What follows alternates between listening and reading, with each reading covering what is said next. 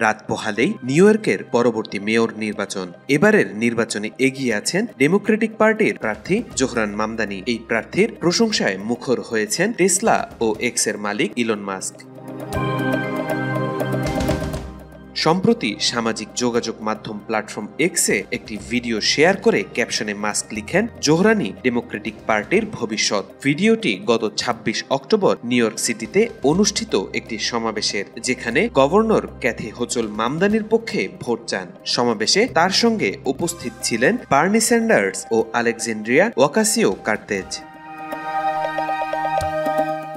সমর্থকদের উদ্দেশ্যে হোচুল বলেন, এই নির্বাচনের মাধ্যমে শুধু শহর নয়, দেশকেও পুনর্দখল করতে হবে। জোহরানকে নির্বাচিত করুন, আমেরিকাকে ফেরত আনুন।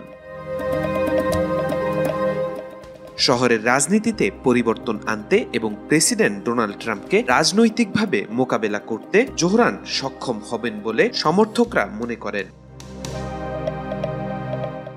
৩৩ বছর বয়সী মামদানি বাসস্থান খরচ নিয়ন্ত্রণ, ভাড়া সহনীয় করা এবং উচ্চ আয়ের ব্যক্তিদের উপর কর বৃদ্ধির দাবিকে সামনে রেখে প্রচারণা চালাচ্ছেন। মাস্ক ছাড়া সাবেক মার্কিন প্রেসিডেন্ট বারাক ওবামাও সমর্থন জানিয়েছেন মামদানিকে। বিশ্লেষকদের মতে বারাক ওবামা ও ইলন মাস্কের মতো বিশ্বব্যাপী প্রভাবশালী ব্যক্তির প্রকাশ্য প্রশংসা মামদানির প্রচারণায় বাড়তি গতি যোগ করেছে। তাওফিকুল ইসলাম, আজকাল।